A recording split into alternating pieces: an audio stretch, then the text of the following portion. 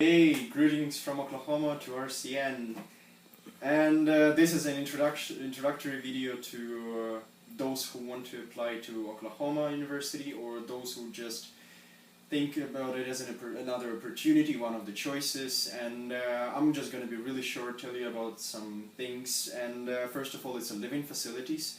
They are in non-comparison better than in RCN, and it goes about almost everything. First, rooms are much more comfortable, food is way better, there is a lot of, there are plenty of different cuisines, there is a nice choice of food, you can choose whatever you want, whenever you want, and it goes about buildings. Campus is really beautiful here. Honestly, I personally underestimated this place. I expected a desert, and I got the greenest place I've ever seen in my life.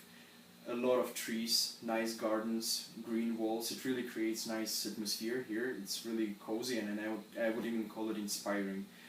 And then differences. First, when you apply to University of Oklahoma, you have to understand that this is not 200 people college. This is 30,000 people university, and it makes a lot of difference. First of all, forget about rumors. They just don't exist here. Nobody really cares about your private life, something that bothered many people in RCN, and that gives you a lot more freedom in your social life. It's way easier to find your own kind of spot in this community. A lot of opportunities to find different companies and then somehow find connections between them. So social life here is again way easier to arrange than in RCN. Then I'm gonna talk about flexible educational system.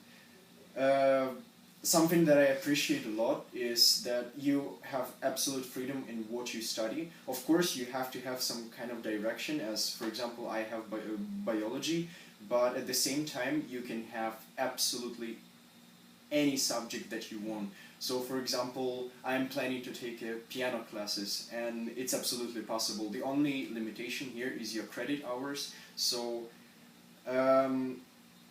it only depends on you, how much free time you want to have. If you don't want to have free time, go ahead. Load yourself with different subjects, piano classes, philosophy classes, physics classes, anything you want at the same time. It only depends on you.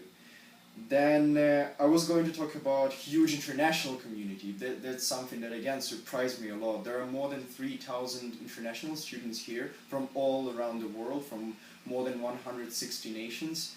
And also something that positively surprised me is the amount of UWC students here. It's like a small RCN, like kind of on the scale, like more than 200 UWC students, again from all the UWCs.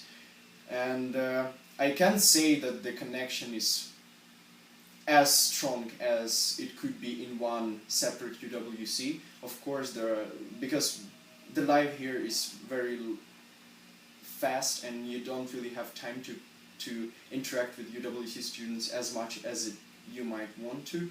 But at the same time, if you have a nostalgia about UWC, go ahead. There are plenty of opportunities to come back to UWC kind of life.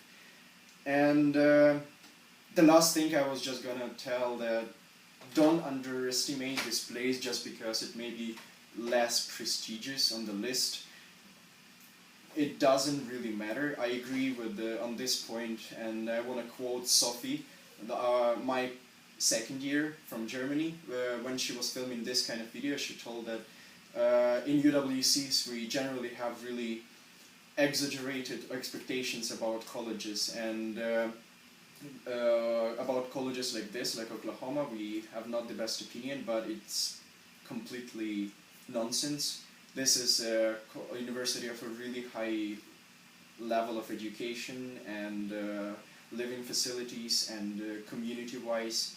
So don't underestimate this place. I would really recommend you, if not having this university as your first choice, but at least as a safe choice, because the accepting requirements are relatively low.